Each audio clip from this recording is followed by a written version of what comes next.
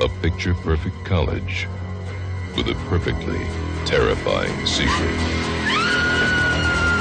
That, my dear, is the BDB house. Oh, yeah.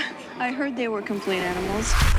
Rush Week took every trope of the 80s slasher movie and crammed it all into one film. Except for the gore. Where is the gore? I don't know.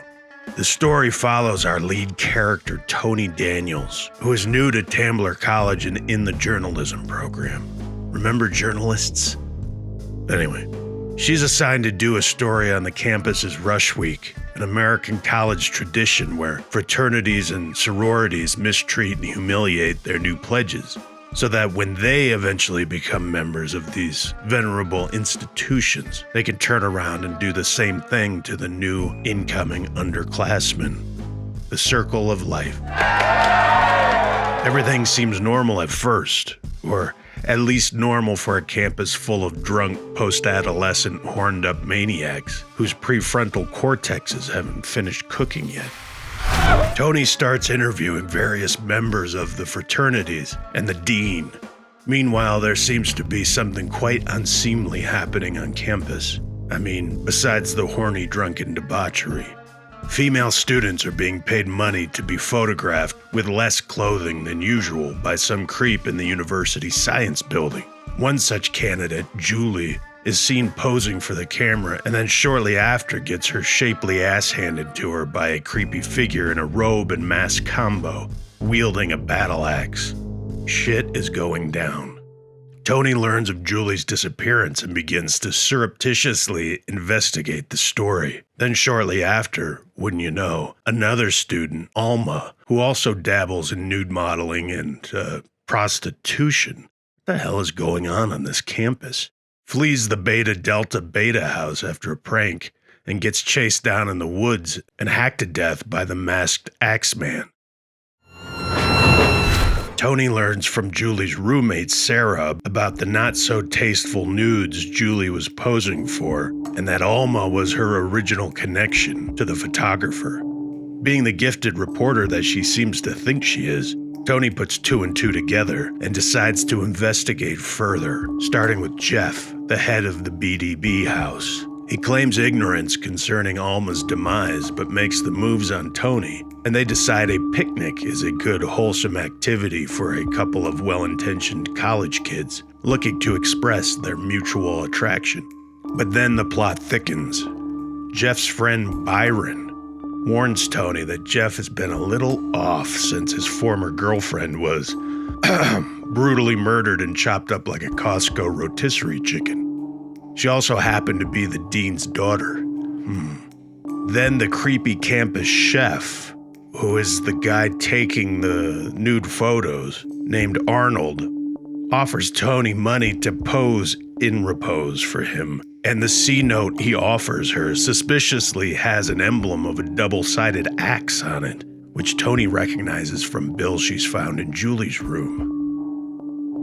She assumes he is responsible for the killings and not so cleverly decides to break into his house where, surprise, she finds nudie pics of campus hotties. She barely gets away and brings her evidence to the dean, who tells her to go pound salt. Finally, during the big culminating Rush Week bash, Tony attempts to orchestrate Jeff, Arnold, and the cops all meeting her in the science building. Arnold gets fitted for a wooden kimono almost immediately. Jeff shows up in a cloak just like the killer wore and freaks out Tony. But then a second cloaked and masked assailant pops up and is revealed to be the dean. Of course it was the dean. Turns out he's been forcefully promoting female students to assume room temperature because they're all shameless whores who need to be punished. I'm paraphrasing. He even started with his own daughter. Before he can be brought up on charges, though, Jeff separates the dean's head from the rest of him with an axe, and karma is satisfied. Case closed. Until the sequel. Spoiler alert, there was no sequel.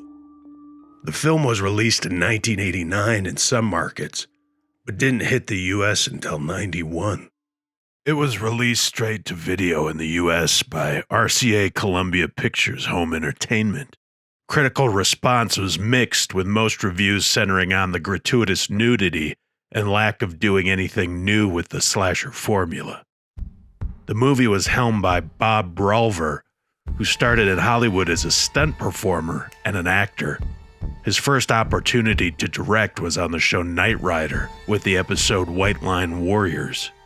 Pamela Ludwig, who played Tony, started out her acting career starring alongside Matt Dillon in Over the Edge in 1979. She did a small role in another Matt Dillon movie, Tex, a few years later. After Rush Week, she only played a few small parts before quitting the business. Horror fans will recognize in the role of Julie, Kathleen Kinmont, who played the sheriff's daughter in Halloween 4, The Return of Michael Myers. She also starred as the title character in Bride of Reanimator in 1990. If you watched a lot of syndicated TV like I did back in the early 90s, you might recognize her as the character Cheyenne in the Lorenzo Lamas-led show Renegade, which ran for 5 years and brought on Rush Week director Brolver to direct some episodes. Dean Grail was played by longtime TV actor Roy Thinnis. He found success on daytime TV in the mid-60s, playing Dr. Phil Brewer on General Hospital. He moved into the main role as David Vincent in The Invaders.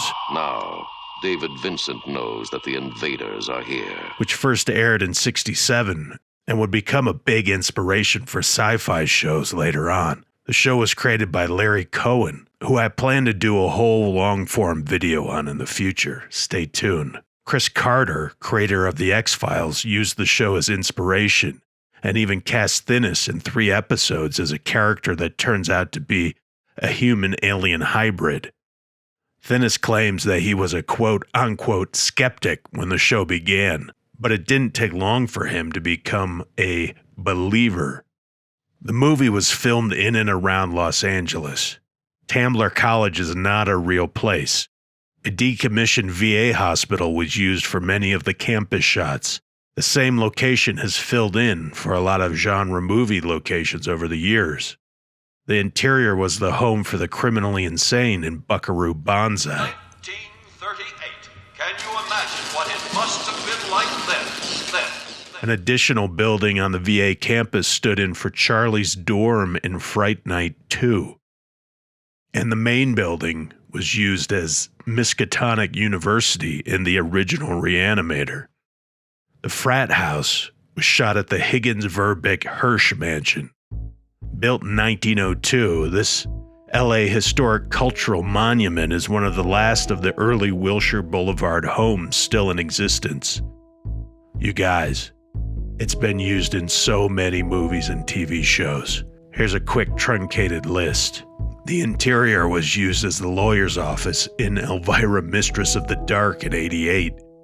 Also in '88, it's the main location, or at least the exterior, in waxwork. It was in Witchboard in '86.